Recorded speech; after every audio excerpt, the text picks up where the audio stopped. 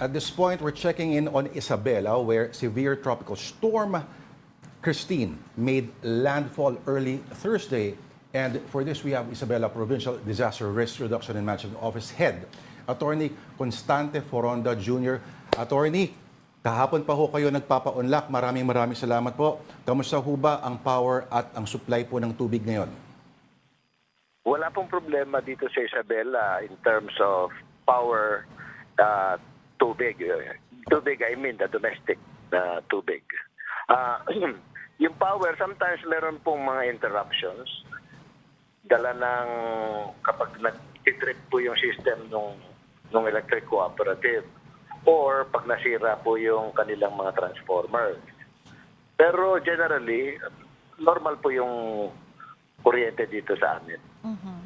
Attorney, just to clarify, potable water po, wala rin pong kamusta po yung supply noon at kamusta rin po naman yung signal for communication po with the residents there? Wala pong problema. Both. Sir, kanina sa isang panayam, sabi niyo po, ang teorya, nakatulong po kamo yung mountainous... Sierra Madre.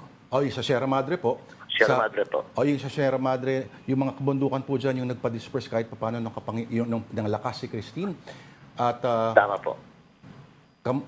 Sa assessment po ninyo, personal assessment sa paghahanda po, kasi kanina narinig ko rin na mahirap po magpadala ng field reports kasi gabi na po nung no? Pero kamusta ho ba ang so far ang paghahanda? Well, this third day na po kaming nakahanda.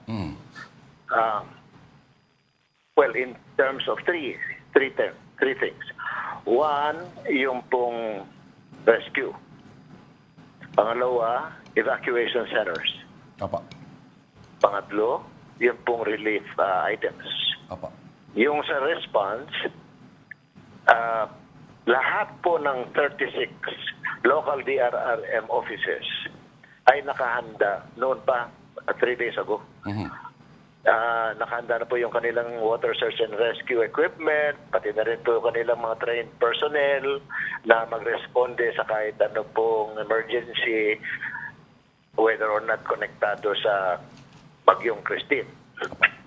Now, meron po kaming interoperability sa mga LDRRMO na kung sakaling ma-overwhelm sila, they need additional equipment, additional personnel, tatawag lamang po sila sa amin at kami po ay mag-augment.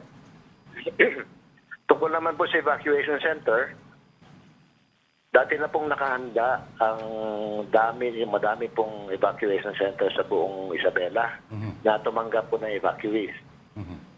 Tungkol naman po sa, siyempre pag mayroong evacuees, meron pong kailangan magbigay ng relief packs, food and non-food. 3 levels po dyan. Apa. Unang-una, bawat po LGU, 36 LGU sa Isabela, meron pong kanya-kanya stockpiles ng relief items. Apa. Tapos, probinsya, meron din. Yung local office po ng DSWD, meron din. So, unang pong mag-distribute ng relief packs ay yung mga LGUs concerned. Kung sino po ay kapusin, tatawag po sila dito sa amin, sa probinsya, at kami po ay mag-augment. Kapag kami po ay kinapos naman, tatawag kami sa DSWD para sila naman po mag-augment. Nandun pa lang po tayo sa level ng LGU ngayon. Wala pa pong tawag pang augmentation po galing sa probinsya. Attorney, nabanggit niyo po yung evacuation center sa while ago. May numero po ba tayo? Ilan po ba yung nakaset up ngayon na evacuation centers sa probinsya? At nasa ilan na rin po yung evacuees na meron ngayon? I don't have the exact number dahil some places have multiple evacuation centers. But there are 1,018 barangays and each of them have their at least one evacuation center. Tapos bawat LGU na city and municipality, meron din silang at least one evacuation center. Ang probinsya, meron po kaming 1, 2, 3, 5. Limang malalaking evacuation centers. Of course, sir. I'm sure ang kasaysayan po ng inyong lalawigan, no? Ulysses, ano pa ba, Megi, ang titindi po ng mga nagtatamaan dyan at hangin po normally ang mga damage, ano?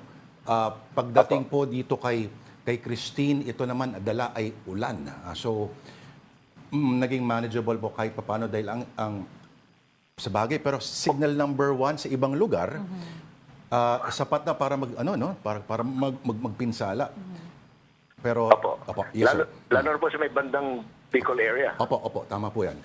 Opo. Hindi man po tumawid doon itong si Christine, pero grabe po yung dinanas nila doon. Opo.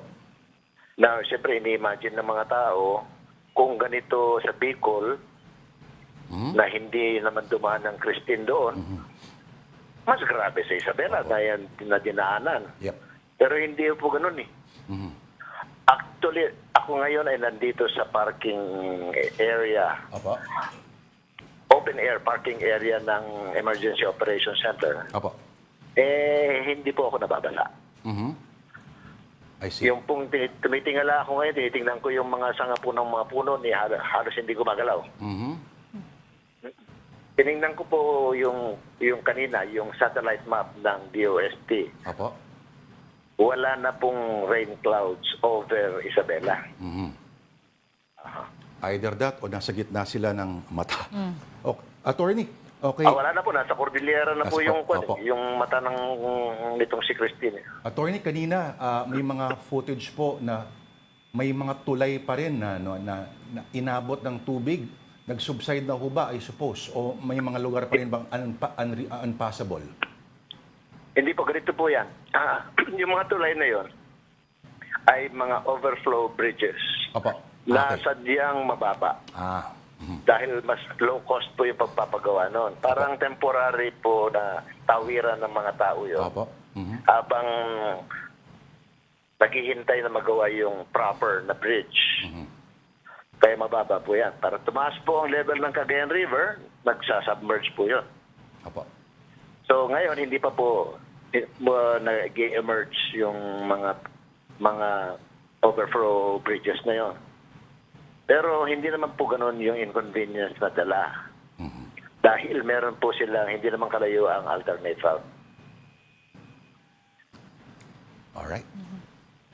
Okay. Attorney, habol ka na rin. Meron din po ba kayong estimate to the damages of the infrastructures and agriculture dahil po dito kay Christine?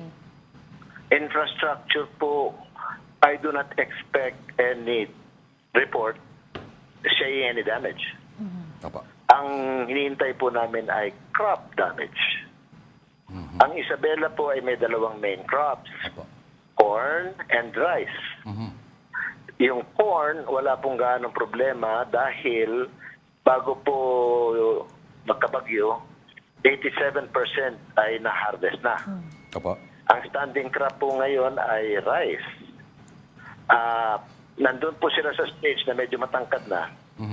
Kapag nahipan ng malakas na hangin, dumadapa. At kapag dumapa, nasisira po yung rice. Saka nandun sila sa stage na flowering. Kapag napagyuhan, hindi po nagmamature yung butil ng rice. Iniintay pa rin po namin yung damage report. Dahil malawak po yung ating rice plantation, abutin po sila ng ilang araw para makumpleto po yung kanilang damage report. Opo. Okay. Yung tabako ho ba, kamusta dyan?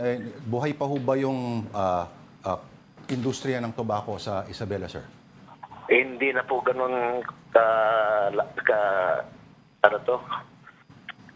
hindi na po ganun kadami ang mga tobacco plantation dito. Opo. Marami rin na damage kasi past mga bagyo, no? Mga tobacco plantations. Pero ang Cagayan River Basin, sir, kamusta ho ba? Nag-stabilize ho ba yung height? Tumataas pa rin po dahil may mga ulan pa rin sa mga kabundukan Ayun. na bumababa papuntang Cagayan River. Opo. Hopefully, dahil lumalayo na at wala na yung rain clouds over Isabela, hopefully mag-receive na. Opo. Okay. Sir, bilang isang DRRM officer at tumama sa probinsya po ninyo when everyone is asleep, kayo po mismo, kailan lang kayo pwedeng matulog? Paidlip-idlip po. Pag may mga bakanteng panahon, inanako ko po para makatulog ng konti. Pero mamaya gigisingin din ako dahil may mga issues. Pero nakaganda rin po yung timing ng pagdaan ng Christine dito dahil gabi, yung mga tao po nasa kanilang mga tahanan. Opo. Wala po yung pakalat-kalat sa daan na pwede pong tamaan ng debris. So wala po kaming casualty. Alright. On that note, nagpapasalamat po kami sa inyo at ating Isabela Provincial Disaster Risk Reduction and Management Office Head Attorney Constante Foronda Jr. Sir, maraming salamat po. Salamat din po. Thank you, sir.